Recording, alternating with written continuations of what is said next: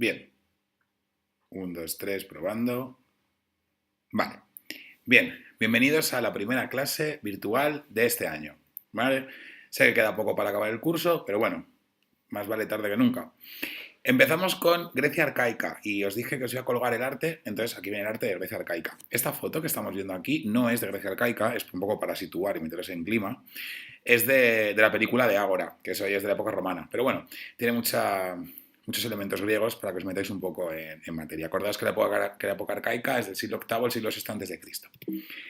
Bien, empezamos. Vamos con arquitectura. Vale, perfecto. Arquitectura. Bien. ¿Qué van a hacer en la época arcaica los griegos? Bueno, pues van a realizar templos, van a realizar palacios, sobre todo en madera. Al principio lo van a hacer en madera, pero poco a poco lo van a empezar a utilizar en piedra. Entonces, acordaros por qué lo empiezan a utilizar la piedra, es decir, en qué civilizaciones anteriores hemos visto el uso de la piedra. Por ejemplo, en Egipto, ¿no? Entonces, la piedra, ¿por qué lo hacían en piedra? Porque la piedra es permanencia, es lo que más dura. Entonces, en esta parte vamos a ver solo la arquitectura que nos ha quedado. Y adivinad de qué material está hecha. De piedra. Las cosas de madera no nos han quedado. Entonces, solo vamos a ver los templos que nos han quedado de piedra. ¿Vale? Acordáis que como palacios veíamos el palacio de Nosos, que es de prehelénica, y también era de piedra. Bien, vamos con las características de la arquitectura. A ver, os comento. Las características de la arquitectura nos van a servir para tanto la época arcaica como para la época clásica. ¿Vale? En la época helenística también nos serviría. Lo que pasa es que no vamos a darla. Pero, en principio, para estas dos épocas nos sirve. Entonces, cuando copiéis estas características, las podéis aplicar a los dos tipos de arte. Bien, un apunte. Y como os he dicho en clase, podéis copiar. Podéis ir copiándolo el PowerPoint, podéis ir parándome, rebobinándome con tranquilidad, ¿vale? Este vídeo es para después del fin de semana, así que tenéis tiempo de sobra. Bien, vamos con las características generales. La primera característica es que la arquitectura es adintelada o arquitrabada. En este momento, alguien me tiene que explicar qué significa adintelado. Acordaros que la influencia es de prehistórica, es decir, es de los prehistóricos. ¿Por qué? Porque teníamos dos menires y una piedra horizontal que llamamos dintel que forma un dolmen. Entonces, como tenemos ese dintel, le vamos a llamar adintelada. Esto no me falta ni que os lo diga, ¿verdad? Porque esto ya lo sabéis. Vale. Acordaros que van a coger de precedente la Puerta de los Leones que veíamos. Mirad, acordaros, esta la tenemos aquí. La Puerta de los Leones, que tenemos los dos menires, el dintel, y tenemos el relieve de los leones en forma de triángulo. Acordaros, ¿no? Esto va a ser el precedente, decíamos, del frontón griego. Pues va a aparecer ahora en arquitectura. Bien, la medida. La medida, realmente, la arquitectura no va a ser demasiado grande. No va a ser como Mesopotamia, no va a ser como Egipto, que son templos muy grandes, que es algo muy imponente y monumental, sino que se va a adaptar bastante al ser humano, porque van a tener como la unidad de medida va a ser el cuerpo humano. Entonces, no va a ser demasiado grande y se va a adaptar casi todo a las proporciones humanas. Es decir, igual que el cuerpo de un ser humano son tantas cabezas, aquí, pues por ejemplo, la altura de una columna serán tantos capiteles, por ejemplo, ¿no? Bien, y por último, la última es la belleza. A diferencia de las civilizaciones anteriores que hemos visto, los griegos tratan de seguir los cánones de belleza, es decir, tratan de buscar la belleza. Para ello van a utilizar las matemáticas, van a utilizar las ciencias, porque para ellos la belleza es perfección. Se supone que la naturaleza, que esconde imperfecciones, pero se supone que para ellos afirman que es perfecta, van a intentar buscar en la naturaleza esa perfección y aplicarlo al arte. Esta es la característica más complicada, pero la vamos a ver poco a poco, no os preocupéis. Bien, aquí tenemos un templo. Este templo, en este caso, es del templo de Hera, ¿vale? Entonces, normalmente cuando vemos un templo griego, pues nos quedamos un poco vacíos, ¿no? Porque vemos como muchísimas columnas, muchísimo aire entre medias y decimos, ¿aquí cómo rezaban? ¿Esto cómo va? Pues muy sencillo. Realmente había paredes. ¿vale? Lo que pasa es que las paredes eran de otros materiales. Y acordaros que en los templos va a haber como unas diferentes partes, igual que en los templos egipcios, va a haber diferentes partes donde pueda acceder la población. Por ejemplo, en la entrada del templo va a poder acceder todo el mundo, menos los esclavos, que no son considerados ciudadanos. Pero, por ejemplo, en la parte central solo va a poder entrar los ciudadanos de clase alta, ¿no? Igual que en la parte donde está la imagen de la divinidad, solo va a poder acceder el gobernante, etc. Bien. Partes del templo estaría la pronaos, la naos y el opistodomos. La pronaos es el pórtico de entrada, donde el pueblo va a poder entrar y va a ver a la divinidad o el rito asomándose entre las columnas, etc. ¿Vale? La naos es el centro del templo donde está la imagen de la divinidad. En este caso entran gobernantes y sacerdotes exclusivamente. Y luego está el opistodomos, que es el pórtico que está en la parte posterior del templo, es decir, cuando está la entrada, la parte opuesta a la entrada. Esa parte lo que van a dejar son ofrendas, ¿vale? Para la divinidad. No van a ser tan exagerados como en Egipto, no van a dejar oro, ni van a dejar comida, ni nada por el estilo. O sea, me refiero, comida van a dejar, pero no muchísima tampoco. Sino van a ser como más austeros. Acordaros que el clima mediterráneo de Atenas, bueno, de Grecia en particular, en general, les va a permitir, o sea, les va a impedir tener muchísima comida. Entonces, tampoco van a ser muy, muy, muy lujosos, ¿no? Entonces, no van a tener problemas de saqueos, ni nada por el estilo. Aquí tenemos una planta, ¿vale? Los circulitos negros, ¿vale? Son columnas. Y aquí tenemos la pronaos, la naos y el opistodomos, ¿vale? Para que os hagáis una idea del templo anterior, que es el templo de Hera, en este caso. Vale, aquí tenemos todas las partes del templo. A ver, parad un momento, no copiéis nada de esto, no os preocupéis. Vamos a ir viéndolas poco a poco, ¿vale? Y hay algunas de estas que no tenéis que saberlas. Pero os la dejo aquí por si alguno tiene curiosidad para que, bueno, pues por si quiere investigar lo que son los artefijos, lo que son la cubierta de teja, la cornisa inclinada, la crotera, etc. Pero vamos, nosotros vamos a centrarnos solo en frontón, tímpano, friso, cornisa, entablamento, columna, etc. ¿Vale? Os comento.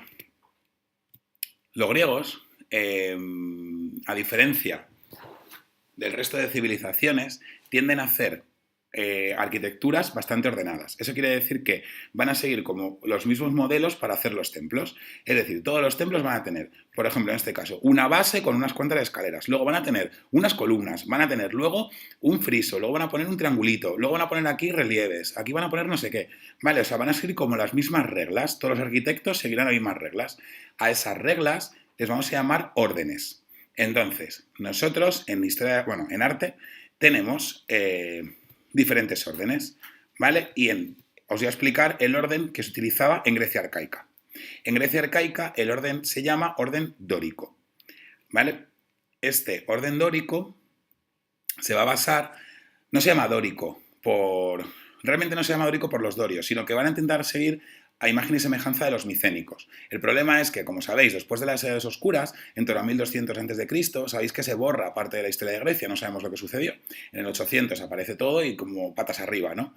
Como no queda casi nada micénico, se van a basar en el pueblo que se parece más a los micénicos, y estos son los dorios. Entonces, van a coger la Puerta de los Leones micénica y el estilo más parecido es el de los dorios, que sabéis que es un pueblo nómada del norte de la Magna Grecia. Entonces, este pueblo dórico, perdón, este pueblo que son los dorios, van a utilizar los arquitectos de toda Grecia sus características en arquitectura. Entonces, en todos los órdenes, ¿vale? Vamos a seguir el mismo orden. Vamos a empezar por la parte de abajo arriba siempre, ¿vale? Empezaremos por la parte que es la base, seguiremos por las columnas como eran, luego seguiremos por la parte de aquí hasta aquí. Entonces, empezaríamos por la base, que es siempre estas escaleras, ¿vale? Y es donde se apoyan las columnas, donde se apoya todo el templo. ¿Cómo es esa base? Puede ser con escaleras, sin escaleras, con un cuadradito aquí, con un rectángulo, etc. Luego viene la columna. La columna puede ser de muchas maneras, fina, delgada, ancha, gruesa, etc. Luego viene el capitel. El capitel es la parte de arriba de la columna. Le pueden poner decoración, no decoración, etc. Luego viene el friso, que es una parte como por así decirlo, la fachada del templo, como la parte del techo. Y luego viene la cornisa y el frontón, que ya es donde están las imágenes del dios y demás, que es el triángulo típico de los prehelénicos. Pues vamos a ver las normas del orden dórico para este tipo de templos. Empezamos con la base. La base directamente en orden dórico va a ser directa, sin escalón. Van a estar los escalones y va a estar directamente la columna. Como veremos en el orden jónico, que es otro orden más adelante de la época clásica, pondrán un cuadradito, ¿vale? Como un soporte de piedra para esta base. La columna va a ser muy ancha, va a ser muy tosca, va a tener una serie de estrías, como las veis aquí. Lo que pasa es que las estrías son muy toscas, son muy brutas. Es decir, es como si fuera todo muy, por eso, como si tuvieran las manos grandes y tuvieran que hacer todo, pues, estrujando las cosas, haciendo todo muy tosco, etc. El capitel sin decoración no son nada cuidadosos en este sentido, sino que van a tener directamente la columna grande, tosca y sin decoración. El friso, que es la parte anterior al frontón, el triángulo este que veíamos, el friso sí que va a tener una decoración. Y van a ser los triglifos y las metopas. Los triglifos son columnas, es decir, es un relieve en el que aparecen columnas, para indicar que es un templo. Y las metopas sí que aparecen relieves y frescos de la época. Como sabéis lo que os dije, los templos griegos, nosotros lo vemos a la de piedra así, pues muy feos, pero realmente la mayoría están pintados.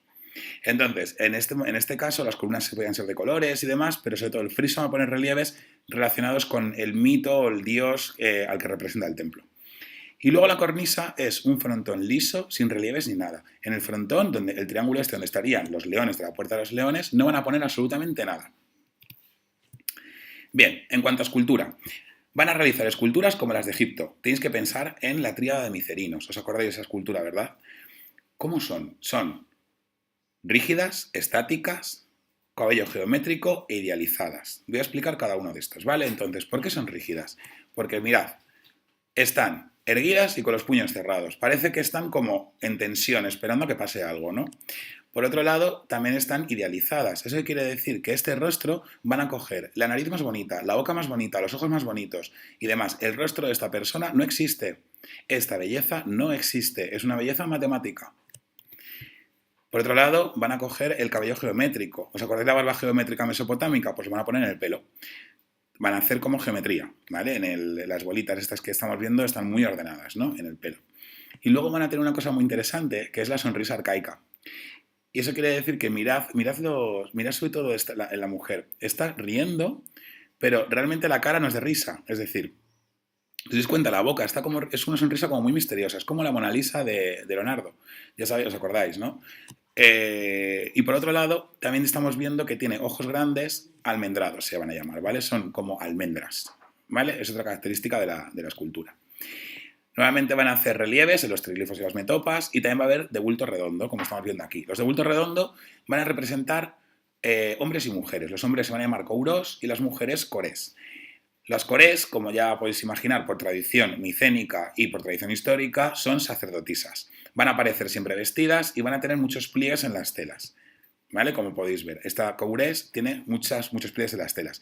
Lo vais a preguntar seguro en clase, entonces lo voy a adelantar ya. ¿Por qué está negra esta escultura? Pues porque realmente es la pérdida del tiempo. Este tipo de piedra que está utilizando lo que hace es que al desgastarse se vuelve negra. Vale, lo digo, no la han pintado de negro, si es la pregunta que haríais seguramente.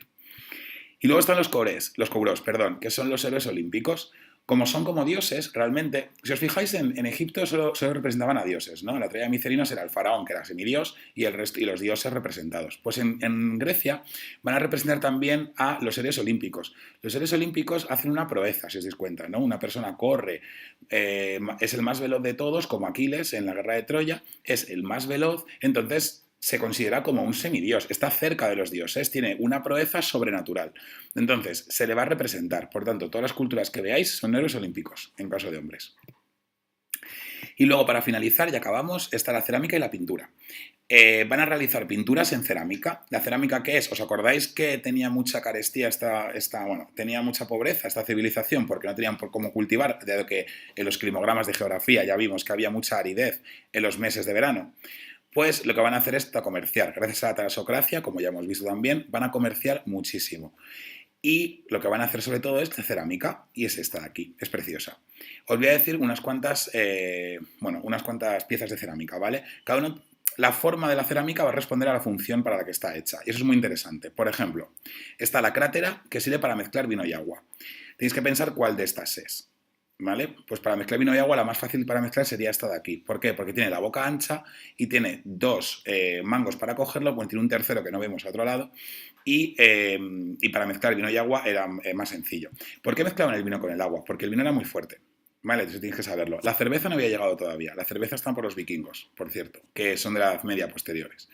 Bien, luego está el ánfora, que es para almacenar la mezcla de la crátera o del aceite. Es decir, la mezcla que tenemos aquí, para almacenarla, ¿qué vamos a utilizar? Pues esta de aquí, es decir, tiene tapa.